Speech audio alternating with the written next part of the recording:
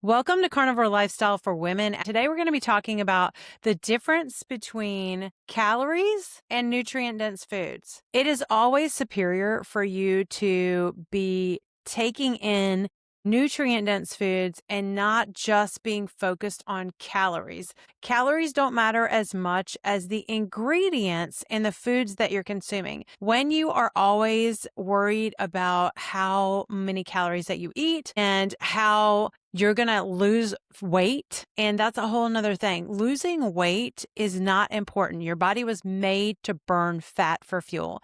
And the reason it's made to burn fat for fuel is it's the most efficient fuel that you can burn, and the body burns it best. It prefers to make it easy, and it's easier for it to burn sugar. Glucose is just simpler, and it's preferential to that. But the most efficient, the best form of energy and fuel is to burn fat. Think about nursing babies and how when they're nursing, they're actually consuming saturated fat, and they are actually using ketones when they're born. Once we get them into this world, we start giving them formula and carbs and sugars, and we wonder why they're bouncing off the walls. It's not the ideal fuel source for their bodies.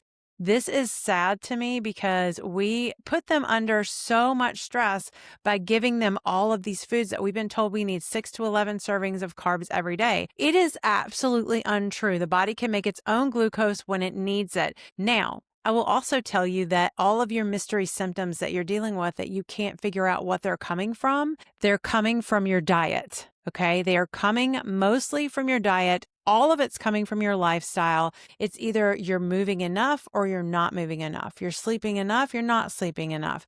You are managing stress well or you're not managing stress well. These are all the different types of issues that your body can struggle with. And when you are doing these things to your body and you're wondering why it's not working properly, you need to look at the fuel source and your lifestyle. These are the two places you have to look, and you have to decide that if you want to feel better, you are going to be willing to do things differently. You're going to be willing to get rid of the 4 horsemen of illness. You're going to be willing to talk about what is non-negotiable for you. You're going to become the type of person who is going to be willing to do things that you weren't willing to do before because you want different results. You are done chasing symptoms. You are done chasing diets. You are ready for something different. You're ready to live your life optimally and feel your best and be able to do things that you can't do right now because you have so many symptoms that are keeping you from life. There are so many people walking around with IBS, and they do not think that what they're putting in their mouth is affecting the way their body digests food. They do not realize that the stress level that they have on their body and staying up late and doing too many things and always being on a crunched nervous system because they are just determined they're going to do too many things. They don't give their body proper rest, and then they don't think any of that is related to what they have going on in their life. This is serious. You really need to take a step back and even take the 40,000 foot view and be above looking down on what you have going on and how it's going for you. If it's not going the way you want it to, you're going to have to make a change. What are you willing to do? What are you willing to give up? And what are you willing to change in order to become the person who lives the life that you want to live and is able to enjoy it? Life is too short to be chasing the wrong things. You need to step back, decide what you want, and then I would even reverse engineer it to get there. So you need to say, okay, this is what I want. I want to be in this size clothes. I want to have no symptoms. I want to be able to sleep all night. And I don't want to have to run to the bathroom and always be worried about where the restroom is when I go places because I know I'm going to have to take off running. What if you didn't have to deal with that anymore? What if that wasn't even an issue in your life? You reverse engineer it. So you're going to say, this is my goal. This is the outcome I want. Then you're going to say, what do I need to do differently in order to get that result? What do I need to feel in order to act in a different way? And what do I need to think that will make me feel the way I need to feel to act the way I need to act to get the outcome. Because the circumstance is never the issue. It's not changeable. It's a fact. It happened. It's what happened. You cannot say the circumstance caused this or that. You responded by thinking a thought, by having a feeling, and by acting on that feeling. That's what got you your outcome. If you don't like it, then you're either going to work on the thought, the feeling, or the action that you take. You can actually just pick a different outcome. Like I said, we're going to reverse engineer what thought do I need to be thinking in order to get that outcome? What thought do I need to be thinking in order to feel the way I want to feel? Everything's about your thoughts. You have 60 to 80,000 thoughts a day. 75% of them are on negativity, and they're on repeat in your brain over and over and over again. And you are literally taking them as the gospel when you should be saying, is this even true? Is this even possible? So when you change the way you think, you change the way you show up, then you change the way that you eat, you change the way that you move your body, you change the way that you sleep. You're going to change every single thing in your life because you decided to show up differently and be the person you've always wanted to be. And this way you can actually be or even be better than that version of yourself from earlier that you've been chasing all these years. I got to get back there. And you're holding on to some of those clothes because you want to get back into them, but you're not doing the things that you have to do to get to that place. You cannot get into those clothes if you don't change anything. You can't keep dieting. Dieting is actually a stressor on the nervous system and a stressor on the body. It's not going to get you where you want. And if it worked, it would have done it already. So what are we going to do? We are literally going to take a step back. I've said it like 5 times now. We're going to take a step back. We're going to pause. We're going to decide if the thought that we're thinking that's on repeat, you think one thought more than anything else and you believe it. So we're going to think to ourselves, is this thought true? If it's not true, we're going to create a thought that we want to think instead. We're going to literally put that thought everywhere. We're going to put it on a sticky note in the car, on our bathroom mirror, on the fridge, over the sink when you're washing dishes. If you do that, you're going to have an opportunity to see this thought and to practice it. So when the thought that you don't want to think comes into your head, you go, whoa, nope, not thinking that one again. That one's not true. Then you're going to look at the one that you want to think. You're going to say it out loud while you read it, and you're going to believe it, even if it's not there yet. Because when your brain feels like it's not a threat and it feels like you've repeated it over and over again, it's actually going to automate this thought, and it's going to make it to where that's the thought you go to instead of the old thought. Now, I want to throw this out there because I used to be a binge eater. And I said, I'm a binge eater. I'm a binge eater. I'm a binge eater. I hate being a binge eater. Then I hired a coach, and she taught me the idea of not identifying with that behavior and believing that I am a healthy person, I am a lean person, and I am a happy person, that things don't bother me. I am calm and unaffected. I mean, there are so many things I practiced saying until my brain went, oh, this is true. This is you. So when you do that, you're going to give yourself the ability to change your identity ultimately. Let's give the example of a smoker. This person has cigarettes in their car and in their house. They have lighters everywhere. They have ashtrays everywhere.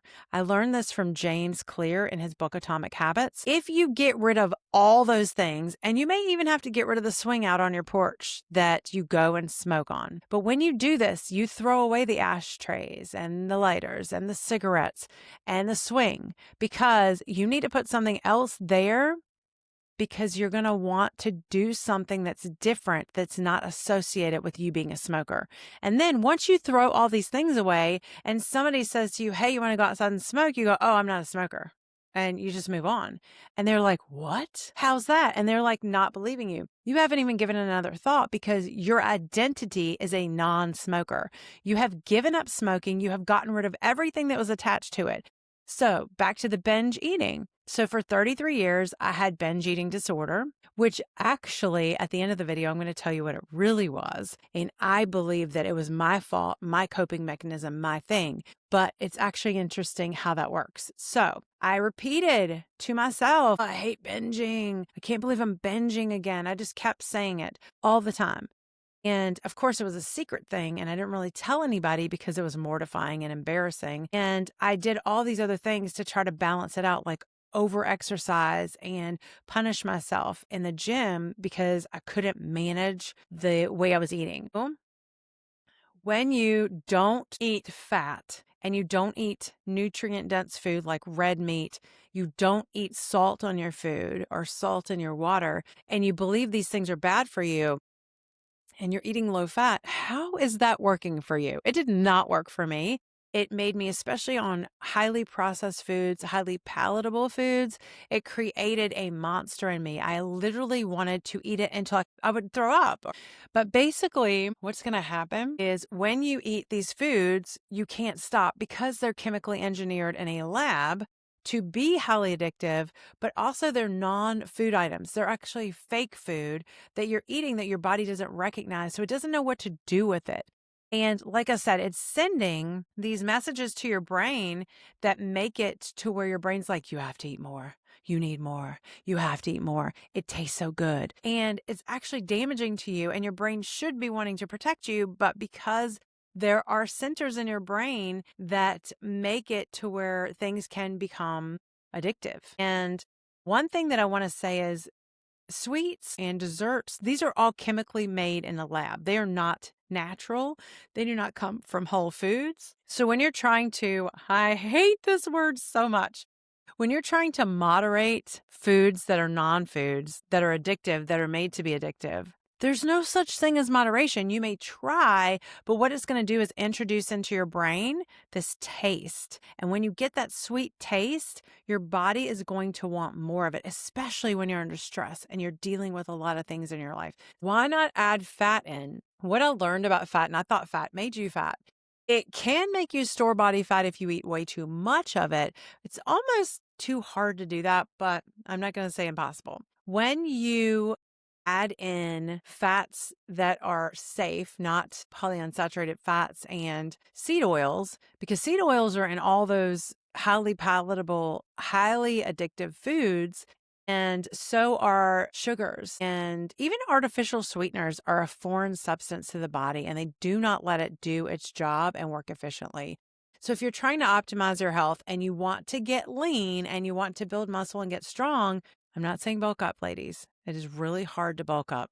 You cannot go to the gym and become a big, stout, muscular woman. You have to deliberately do that and even hire a coach to help you most of the time because it's very hard. So when you're trying to get strong, which strength will help you to live out a long, healthy life, and it will let you enjoy your life when you get older, because when you invest in building muscle now, it's going to not only help your body burn fat, be efficient, it's going to protect your bones. And so when people fall and break their hip, they usually break their hip before they fall because they're not strong and they don't do strength training exercises that protect the bone and strengthen it, as well as give you muscle and protect your body from falls. Even if you accidentally trip and you fall and you've got muscle in your body, you're more apt to be protected than you are if you're not taking care of yourself and you're eating 1,200 calories a day and you're literally not giving your body nutrient dense foods. So you're actually in a depletion zone there. Now, red meat, salt, saturated fat. It is very important that you understand that your body makes cholesterol even when you don't eat it, and that cholesterol is just carrying the fat as fuel throughout your body. It is not the demon, it is not the enemy, and it is not damaging you unless you're eating all these fake foods. That's where cholesterol can be a problem because you're constantly causing damage in your artery walls, and cholesterol has to come in and patch it up. If it's consistently doing that, you can get clogged arteries from eating sugar processed foods, seed oils, and grains. So it's super important that you understand what is fuel and you understand how it acts inside your body. And you understand how you need to live differently if you aren't happy with your current circumstance. So if you want to change the way you feel, the way you look, your body composition, your strength, your mind, and your mental health, it is absolutely imperative that you eat saturated fat and you eat red meat, especially because it's the most nutrient dense meat that you can eat, and that you eat salt because salt helps your heart to actually beat and to function properly. So, when you're avoiding these three things that we've told forever that are bad for us and that are damaging to our health, we have to look around and wonder where that lie came from. Now, I talked about at the beginning of this video how I would tell you what's actually happening with your body, especially when I was dealing with binge eating and I was struggling with knowing that this was my fault or how it was all working out. And what I found through becoming a carnivore and hiring a doctor who's in the carnivore space, who's amazing, I found that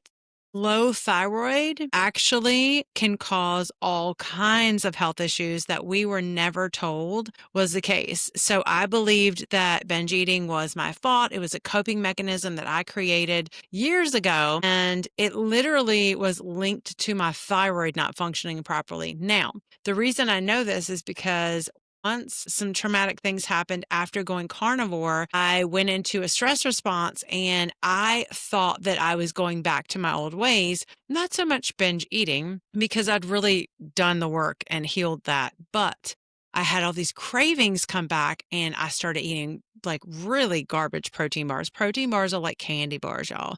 They're full of seed oils, they're full of all kinds of garbage. You have to really search for some good ones. But basically, I believed that my brain was telling me that I needed this stuff when it was really my thyroid sending a signal out because it was too low. And I didn't realize it because I thought that I was managing everything really well. When in all reality, when your adrenals are off or your thyroid is off, they make the opposite one off. So I had bad cortisol levels and I also had this hypothyroid, and it has bounced into hyperthyroid just because I wasn't actually focused on all of the stress that I was putting on my body and all the stress that outside was putting on my body. I did not realize the impact that had, and a lot of women do not really understand this. And they constantly put themselves under stress. They people please. They put everybody else's needs first. They don't prioritize themselves or any of the things that they need. So this actually causes the nervous system to go rogue. It doesn't like it when you treat your body this way. You can improve all of it, but the main thing that you need to do is start to prioritize nutrient-dense food and really start treating your body well so that it will function well. That's all I have to say about that. I want you to let me know in the comments if you have any questions, if you have any input or anything that you'd like me to do a video on. The main goal here is for me to educate you, but also to give you something practical that you can think about. Now, note, I'm not a doctor or medical person. I do not diagnose, cure, treat any kind of health condition. And you should always talk to your healthcare provider before changing anything, including the way you eat, the way you move your body, and your lifestyle. Thanks for watching. I'll see you in the next one.